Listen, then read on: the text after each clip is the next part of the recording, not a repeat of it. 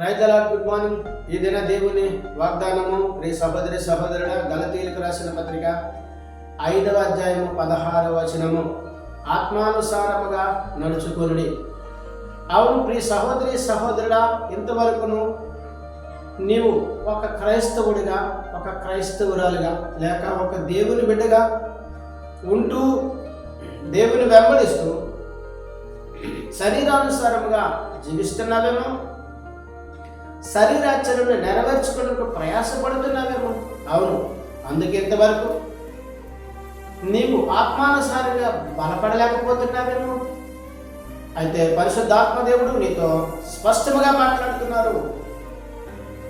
శరీరాశల వైపు చూడొద్దు, శరీరాచరణను తీర్చుకుంటూ ప్రయాసపడద్దు, ఆత్మానుసారంగా జీవించండి. ఆత్మనగా దేవుడు అనగా దేవుని మాట చొప్పున, దేవుని వాక్యం చొప్పున నడవగలిగితే నీకున్న ఆ శరీరాచరణ పడే ఆ యొక్క రహస్యమైన పాపాలను గడవలేకపోతున్నావా? అవును, ఆ యొక్క దురలవాట్లను విడిచిపెట్టలేకపోతున్నావా? ఆ యొక్క చెడు దృశ్యాలను చూచే కనులను మానలేకపోతున్నావా? అయితే దినము ప్రభు యేసుక్రీస్తు వారి పరిశుద్ధాత్మ దేవునితో మాట్లాడుతున్నాను.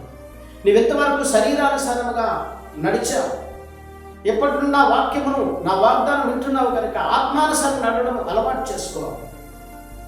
శరీరాచరణను విడిపిస్తాను. నీ రహస్య పాపానికి స్వస్తి చెప్పు, నీ పాపాలను విడిచిపెట్టు.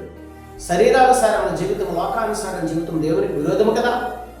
మరి దేవునికి విరోధముగా నేను జీవించలేము. ప్రియ సహోదరి సహోదరుడా, ఈ దినం నీ శరీరానుసారమైన కోరికలను, ఆశలను విడిచిపెట్టగలిగితే దేవుడు నిన్ను ఆత్మలో బలపరిచి, ధైర్యపరిచి ఆత్మానుసారం నడిపిస్తానని, గొప్ప ఆశీర్వాదాలు నీకు ఇస్తానని ఈ దినం వాగ్దానం ద్వారా దేవుడు నీతో మాట్లాడుతున్నాడు.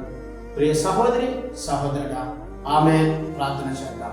సకల ఆశీర్వచనములకు కారణభూతుడైన మా యేసు ప్రభువా, నీ ఘనమైన నామానికి స్తుతులు స్తోత్రాలనైనా, ఈ సుందరమైన నామానికి ఎక్కడైనా ఈ దినం వాగ్దానం చూచిన వాగ్దానములు విన్న ప్రతి బిడ్డను దీవించి ఆశీర్వదించండి, ఆత్మానుసారంగా నడిపించండి.